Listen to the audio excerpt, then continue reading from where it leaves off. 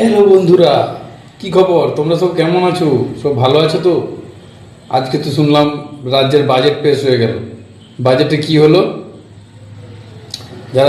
যারা চাকরিজীবী মানুষ তাদের 18% দিয়ে থেকে এখন 38% দিয়ে হয়ে গেল। ঠিক আছে।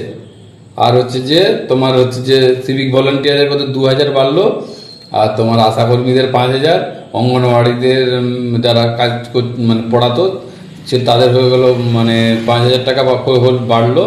আর তোমার ওই মিড ডে মিল যেসব স্কুলে ছিল তাদের বাড়লো মানে আরও কিছু টাকা, হসপিটালে কিছু টাকা। আমার কথাটা সবই ঠিক আছে, ওগুলো যা আছে সব ঠিক আছে, কিন্তু সাধারণ মানুষের জন্য কি করলো, কি বাড়ালো? সাধারণ মানুষের বাজেট পেসের মধ্যে কি রাখলো?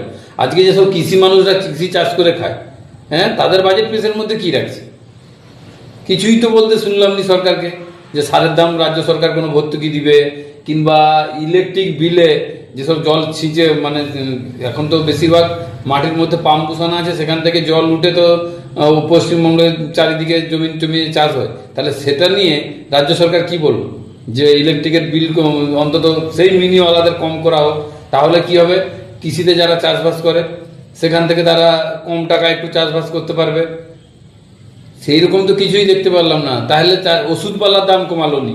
এই যে কৃষকরা যে মানে জমিতে যেসব ওষুধ কীটনাশক প্রয়োগ করে, এক একটা কীটনাশকের এখন দাম কিরকম হয়েছে, এইটুকুটুকু প্যাকেট সে হয়ে গেছে 60 টাকা 70 টাকা। হ্যাঁ, এরপরই 25 গ্রাম, 10 গ্রাম, 15 গ্রাম এমএল এর পাতা, এই 15 এমএল এর 10 এমএল এর পাতা, সেগুলো যদি 60 টাকা 70 টাকা হয়, তার মানে ভাবুন যারা বড় বড় ফাইল কিনে কত কত টাকা দিয়ে ওষুধ কিনে, কিভাবে তারা চাষ করবে, কিভাবে এমন চাষে কত উন্নতি হচ্ছে?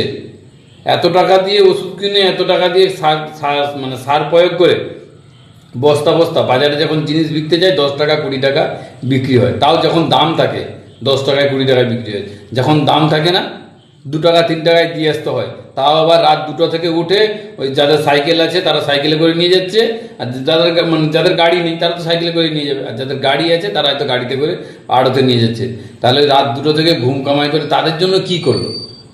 যারা সরকারি চাকরি বাকরি করে তারা তো তাদের ডিউটি অনুযায়ী যাবে, মাসের শেষে যদি 4টাও ছুটি থাকে 5টাও ছুটি থাকে তবু কিন্তু মাসের শেষে একটা বেতন পেয়ে যাবে। কিন্তু যেসব কৃষিরা যারা চাষবাস করে, একদিন যদি বৃষ্টি হয়ে যায় সবজি নষ্ট, দুদিন যদি চড়া রোদ হয়ে যায় তাতেও গাছ নষ্ট, তারপরে যদি কীটনাশক পোকা টোকা লেগে যায় তাতেও নষ্ট। তাহলে ভাই তাদের জন্য কি তোমরা দেখালে সরকার? আন্দোলনে ভোটের সময়, ভোটে যখন নতুন সরকার আসার জন্য যখন রাজনীতিবিদদের আন্দোলনে কিন্তু বেশিরভাগ সাধারণ মানুষ কিন্তু মিছিলে যোগদান করেছিল, তখন কিন্তু ওই কোনো মাস্টার বলো চাকরিজীবী বলো ওই পার্টির হয়ে আন্দোলনে ঝান্ডা নিয়ে কিন্তু কেউ ঘুরে বেড়াইছিল না। কিন্তু যারা ঝান্ডা ধরেনি তাদেরই ডিএফিএ সবই বেড়ে গেল, যারা আজকে ঝান্ডা ধরেছিল তাদের জন্য কাঁচকলা, তাদের জন্য কাঁচকলা। ওই জন্যই বলতেছি এখনো অনেক সময় আছে।